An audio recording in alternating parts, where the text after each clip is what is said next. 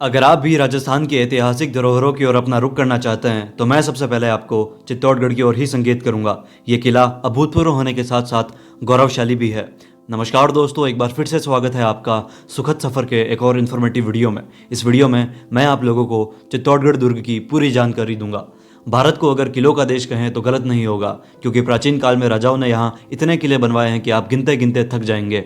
भारत में शायद ही ऐसा कोई राज्य होगा जहाँ कोई ऐतिहासिक किला मौजूद ना हो। आज हम आपको एक ऐसे किले के बारे में बताने जा रहे हैं जिसे भारत का सबसे विशाल किला कहा जाता है। इसके निर्माण की कहानी भी महाभारत काल से जुड़ी हुई है, जिसके बारे में शायद ही आप जानते होंगे। इस किले का नाम चित्तौड़गढ़ दुर्ग है, जिसे भारत का सबसे विशाल दुर्ग कहा जाता है। यह राजस्थान के चित्तौड़गढ़ में स्थित है। इसे राजस्थान का गौरव और राजस्थान के सभी दुर्गों का सिरमौर भी कहते हैं। करीब 700 एकड़ में फैले चित्तौड़ के दुर्ग को साल 2013 में यूनेस्को ने विश्व विरासत का दर्जा दिया था। इस किले पर अलग अलग समय में कई राजाओं का शासन रहा।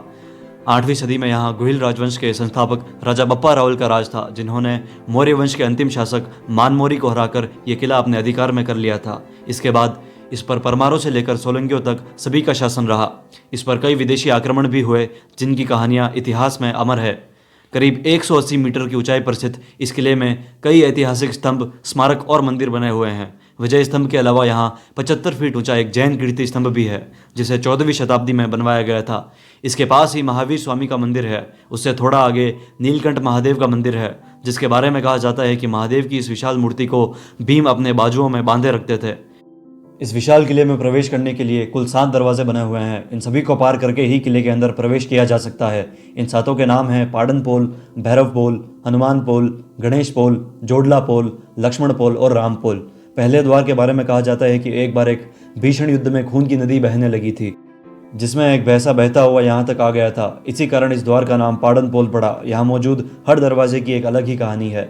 कहते हैं कि प्राचीन समय में चित्तौड़गढ़ किले में 1 लाख से भी ज़्यादा लोग रहते थे, जिसमें राजा रानी से लेकर दास दासिया और सैनिक भी शामिल थे। इस महान किले को महिलाओं का प्रमुख जौहर स्थान भी माना जाता है।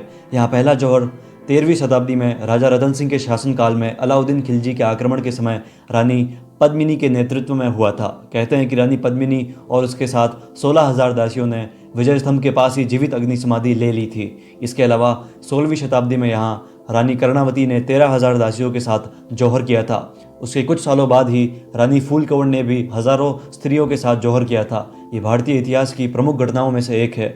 वैसे तो इस किले का निर्माण किसने करवाया था और कब, इसके बारे में सटीक जानकारी नहीं है, लेकिन कुछ इतिहासकारों का मानना है कि इसे मौर्य वंश राजा चंद्रागिंद मौर्य ने 7वीं शताब्दी में बनवाया था। निर्माण को लेकर एक कहानी ये भी है कि इसे महाभारत काल में बनवाया गया था।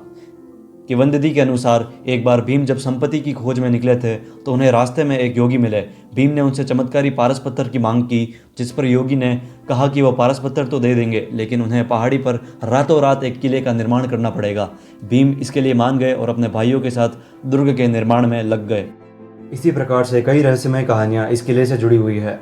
तो दोस्तों, हमें कमेंट करके बताइए कि आपको ये वीडियो कैसी लगी, और आगे भी इसी प्रकार की ट्रैवल इन्फॉर्मेटिव वीडियोस देखने के लिए हमारे YouTube चैनल सुखद सफ़र को सब्सक्राइब करें।